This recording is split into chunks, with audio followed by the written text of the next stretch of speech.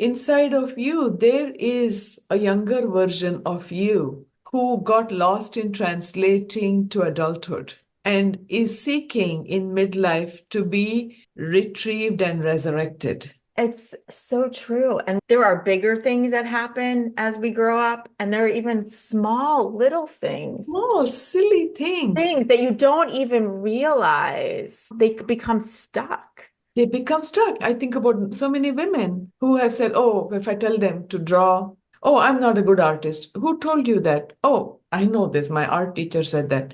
Now, your ego is telling you it's a silly thing. But your soul is saying, not so silly. That's a very big thing that you embraced and internalized. You internalize something that your ego thinks is silly, but for your soul, it's a stumbling block. It cannot express itself as long as you have embraced the stumbling block as your truth. Wow. This is so important for people to hear because I'm even just thinking about my background, but all of us, from when we're so little, we're so pushed to grow up, learn, do, behave, live within the framework of our parents, our families, our culture, our religion, all of those things, that we just leave that little child behind so quickly without even getting to know them.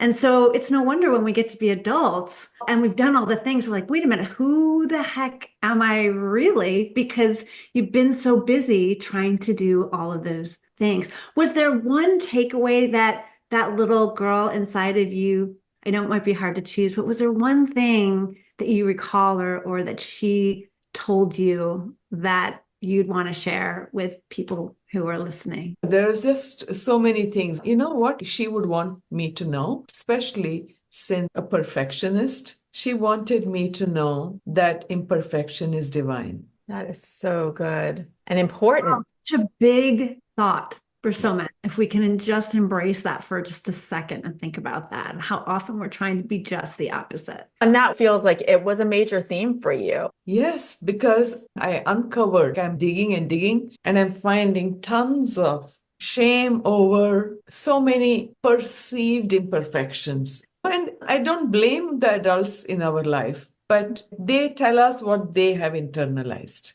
A simple thing, like my mom would say, when I'm coming home, I suppose she has left us with friends and my mom's out and she's coming home, she would say, I could hear your voice at the end of the block. Wow. And none of your friends are so loud. You are so loud. So whenever I have seen soft-spoken people or people who are gentle, there are so many beautiful people who are so gentle and soft. And I'm like, Ashrama, not at all ladylike. Wow. Beautiful. And I want to be her. I want to be like her.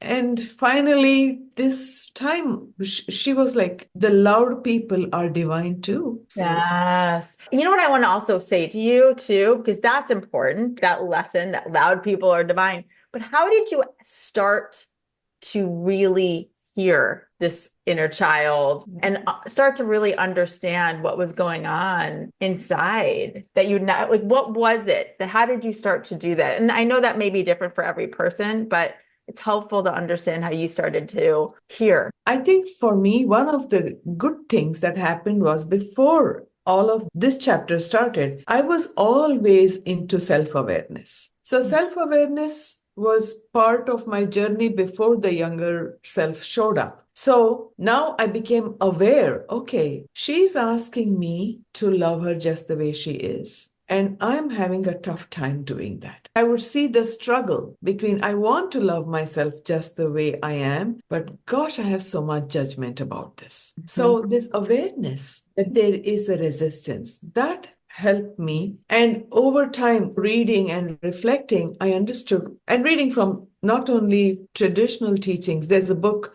called The Brain That Changes Itself, but basically reading all these books. So there's a little of scientific thinking also. The reason that I have this dislike of this thing in me is because of the deep conditioning that's become part of the way I think and see the world. And I can't will myself. I have to decondition and recondition.